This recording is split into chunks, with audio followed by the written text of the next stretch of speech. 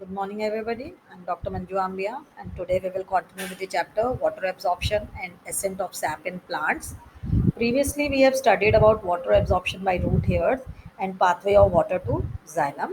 In the present video, we will discuss about the ascent of sap in plants from root to the top of the tree. Ascent of sap is actually the upward movement of water and mineral from root to the crown through xylem. ठीक है, water का जो movement हो रहा है from root to the leaf of the tree is known as ascent of sap. ठीक है, ये जो मूवमेंट होगा वाटर का it will be through xylem tissue. And xylem tissue जो होते हैं ये कॉम्प्लेक्स टिश्यू होते हैं. ठीक, कॉम्प्लेक्स टिश्यूज जो हैं वो टिश्यूज हैं जो कि बहुत तरह के सेल से बने हुए होते हैं. जाइलम भी जो है 4 टाइप ऑफ सेल से बना हुआ होता है. उनमें से first is tracheid, second is vessels, third is xylem parenchyma and the fourth one is xylem sclerenchyma. Fine. अब इन चारों में से trached, vessels and xylem sclerenchyma they are non-living cell and the only living cell present in xylem is xylem parenchyma. ठीक है, अब accent of SAP को जो है एक्सप्लेन करने के लिए बहुत सारी थ्योरीज जो है वो दी गई. उनमें से 3 जो है वो हम इस चैप्टर में डिस्कस कर रहे हैं. First is the vital theories, second is the root pressure theory and the other one is the physical force theories. ठीक है, first let's discuss vital theories. Vital theories believe that only living cell are responsible for the ascent of SAP.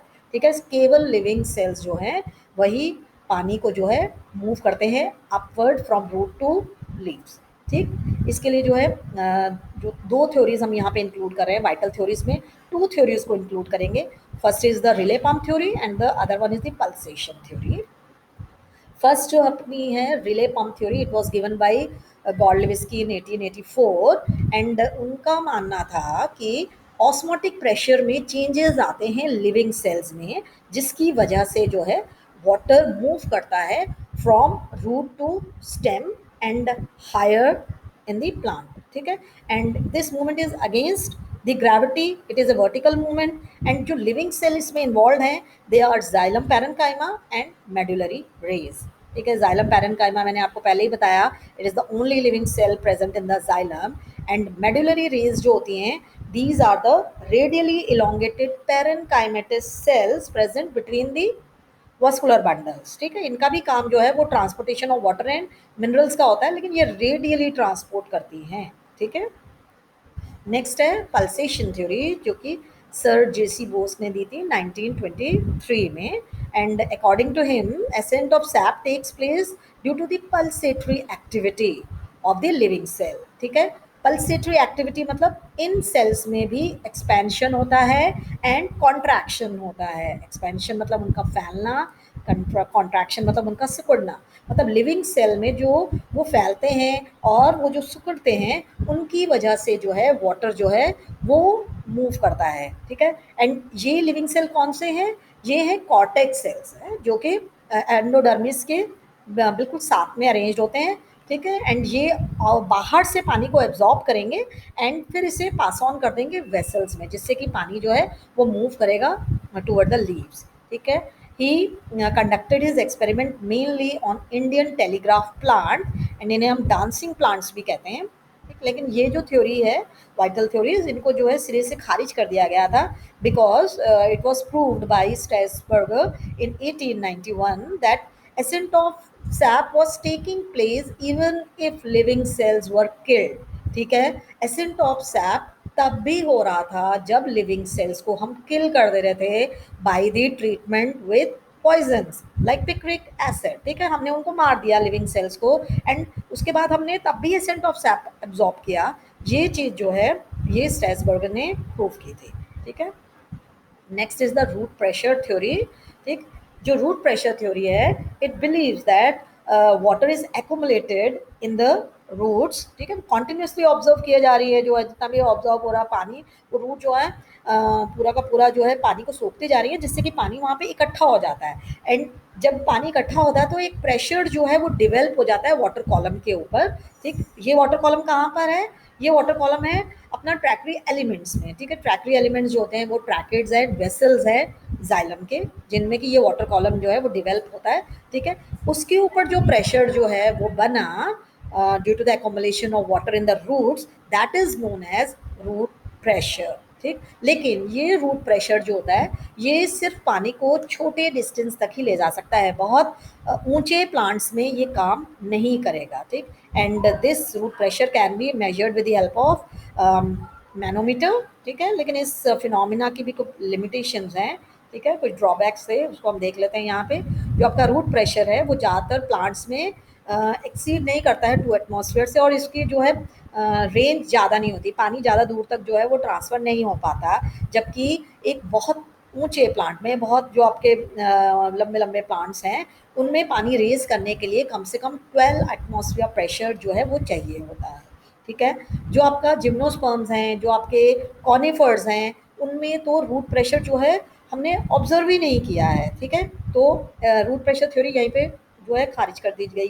फिर during summer root pressure magnitude was found to be lower when transpiration rate was very high। ठीक है, जब transpiration rate high हो जाता है तो आपका root pressure जो है वो बहुत लो था। तो अगर अगर वो ही वाटर को ट्रांसपोर्ट करने के लिए रिस्पॉन्सिबल था तो उसका समर्स में लो होने का कोई मतलब नहीं बन रहा था। ठीक, तो ये जो है लिमिटेशंस हैं रूट प्रेशर थ्योरीज की, जो कि सामने आई जैसे जैसे एक्सपेरिमेंट्स किए अलग अलग साइंटिस्ट ने। ठीक है, एक और जो था वो था जाइलम सैप जो है, it remains under A state of tension instead of pressure. उनका मानना था, साइंटिस्ट ने इसके ऊपर रिसर्च की, तो जो वाटर कॉलम है उनमें एक टेंशन मेंटेन होती है। वो टेंशन कैसे होती है? ट्रांसपिरेशन पुल की वजह से होती है। ठीक है, ऊपर से पानी जो है वो लूज होता जा रहा है लीव्स में, एंड पानी जो नीचे से खिंच भी रहा है, तो वो एक टेंशन क्रिएट होती है। ठीक, और प्रेशर नहीं है, रूट का प्रेशर नहीं है, बल्कि ये जो पुल है that is by the transpiration pull. तो रूट प्रेशर थ्योरी को जो है वहीं पे जो है नकार दिया गया। ठीक, नेक्स्ट आ जाती है हमारी physical force theory, and it according to this theory the dead cell of the xylem are responsible for the ascent of sap. ठीक, उनका मानना था कि सिर्फ डेड सेल्स जो है, कौन कौन से डेड सेल्स थे हमारे? एक था ट्रैकेड्स, फिर वेसल एंड जाइलम स्क्लेरेन्काइमा। उसमें से ट्रैकेड एंड वेसल्स जो हैं वो मेनली रिस्पॉन्सिबल है for the transportation of water. 4 theories हैं जो कि इसकी सपोर्ट में जो है हम यहाँ पे ले रहे हैं। पहली जो है हमारी एटमॉस्फेरिक प्रेशर थ्योरी। इसमें उन्होंने कहा कि जो एसेंट ऑफ सैप है that is due to the atmospheric pressure.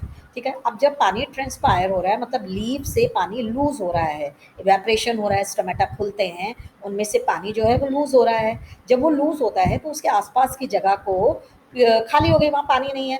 अब उस जगह को भरने के लिए जो रिस्पॉन्सिबल है that is the atmospheric pressure. ठीक है, उस खाली जगह को पानी से फिर से भरने के लिए एटमॉस्फेरिक प्रेशर जो है वो रिस्पॉन्सिबल है। लेकिन ये वाली थ्योरी जो है इसको जो है माना नहीं गया, it was not accepted, because जो आपका जो आप मेन जो इसमें पानी था जो रेस करने वाला था that couldn't raise beyond 34 feet. ठीक, एटमॉस्फेरिक में एटमॉस्फेरिक प्रेशर थ्योरी के अकॉर्डिंग जो है पानी जो है 34 फीट से ऊपर जो है वो नहीं जा पाया।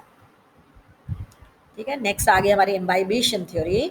इसमें जो है एक्सप्लेन किया गया कि एसेंट ऑफ सैप जो होता है that is by the walls of xylem. ठीक, उनका मानना था जाइलम की वॉल्स के थ्रू जो है, मतलब उनके वॉल्स के जो सेल है उनमें पानी जो है वो एग्जॉर्ब हो जाता है, एंड उसी के थ्रू जो है वाटर मूव करता है ऊपर की तरफ। लेकिन बाद में एक्सपेरिमेंटली ये प्रूव किया गया कि पानी जो है वो वॉल्स की तरफ मूव नहीं करता। ठीक, वॉल्स के थ्रू मूव नहीं करता है, वो मूव करता है through the lumen of the xylem. ठीक है, जाइलम के बीच में स्पेस है, एक ट्यूब जैसी है जिसमें से पानी जो है वो अपवर्ड मूव करता है। ठीक है, नेक्स्ट आ जाता है हमारा capillary theory. It states that water rises in narrow tubes due to the surface tension.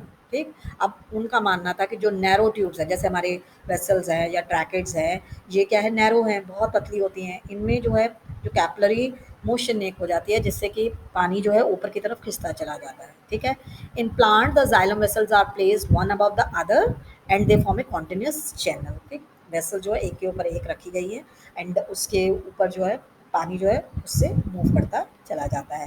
However the following objection are observe, the magnitude of capillary force is very low. ठीक, उनकी range ज़्यादा नहीं होती है, and जो आपके gymnosperms होते हैं उनमें वेसल्स प्रेजेंट ही नहीं होती हैं, एंड तब भी पानी जो है उनमें मूव कर रहा होता है। ठीक है, तो ये वाली थ्योरी जो है यहाँ पे जो है रिजेक्ट कर दी गई।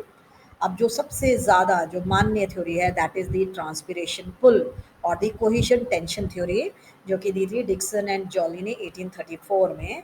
उन्होंने जो थ्योरी प्रपोज की उसमें जो है फॉलोइंग फीचर्स थे। एक थी cohesion and adhesion. Cohesion means water molecules में आपस में अट्रैक्शन, मतलब एक वाटर मॉलिक्यूल जो है दूसरे मॉलिक्यूल्स की तरफ जो है अट्रैक्शन महसूस करता है, ठीक, वो एक दूसरे को फॉलो करते हुए आगे बढ़ते चले जाते हैं, ठीक। अब जो wall of tracheid and vessels हैं उनका भी एक जो है एफिनिटी है वाटर मॉलिक्यूल के लिए, ठीक है, उनकी भी अट्रैक्शन है वाटर के लिए, तो उसमें भी उसको कहते हैं एडिशन। जो वाटर मॉलिक्यूल की अट्रैक्शन दूसरे वाटर मॉलिक्यूल के लिए दैट इज कोहेजन, एंड जो wall of tracheid and vessels की अट्रैक्शन है वाटर मॉलिक्यूल के लिए दैट इज द एडिशन, ठीक है। ये दोनों फोर्सेस जो है वो वाटर को अपवर्ड मूवमेंट करने के लिए बहुत ज़्यादा रिस्पॉन्सिबल हैं। Next is the tension. Tension जो है that is the transpiration pull which develops a negative pressure और tension in the xylem sap which is transmitted down the root, ठीक है। जब ऊपर से आपका पानी जो है बाहर मूव कर रहा है, मतलब लूज हो रहा है, तो एक नेगेटिव प्रेशर जो है बनता है रूट्स के ऊपर, जिससे रूट जो है और पानी ऑब्जॉर्व करती है और ऊपर की तरफ जो है वो पानी खिंचता चला जाता है, ठीक है। And there is a continuous column of water in the plants from root to leaf, and it is called as water static system. ये जो कॉलम है पानी का, ठीक है, ये कॉन्टिन्यूस है, बीच में इनमें कोई भी ब्रेक नहीं है। पानी ऊपर से लूज होता चला जाता है एंड नीचे से रूट से ये एब्जॉर्ब होता रहता है, ठीक है। जो वाटर लॉस बाय ट्रांसपिरेशन है that causes pull in the water column by veins of the leaf, and this pull is known as transpiration pull. The magnitude of the cohesive force of water alone is 45 to 207 atmosphere, which is sufficient for maintaining the continuity of the water column in the plant. cohesive force का जो magnitude है, मतलब उसका जो एक क्षमता है वो 45 टू 207 एटमॉस्फेयर की होती है, जो कि वाटर कॉलम को मेंटेन करने के लिए बहुत काफ़ी है, मतलब कि, ठीक। अब जो ये स्ट्रेस है जो जनरेट हो रहा है by transpiration and cohesive forces, ठीक है, वाटर मॉलिक्यूल्स के बीच में भी अट्रैक्शन है, जो ट्रांसपिरेशन भी जो हो रहा है उससे जो है पानी जो है लगातार ऊपर की तरफ जो है खिंचता चला जाता है, एंड ये एक पैसिव मूवमेंट है जिसमें भी किसी भी तरह की एनर्जी का कोई भी रोल नहीं है, कोई भी एनर्जी जो है यूज़ नहीं होती रूट्स की, ठीक है। कोई भी मेटाबॉलिक एक्टिविटी जो है इसमें अपना एनर्जी का कोई शेयर देने वाली नहीं है, ठीक है। Many evidences are there in the support of theory, जैसे कि उनमें से एक आता है कि amount of water transpired is equal to the water absorb. जितना पानी एब्जॉर्ब हुआ उतना ही पानी ट्रांसपायर हुआ, ठीक है। एक्सपेरिमेंटली इस चीज़ को प्रूव किया गया है। फिर during day time water column in stem and branches of plants are in stress position, ठीक।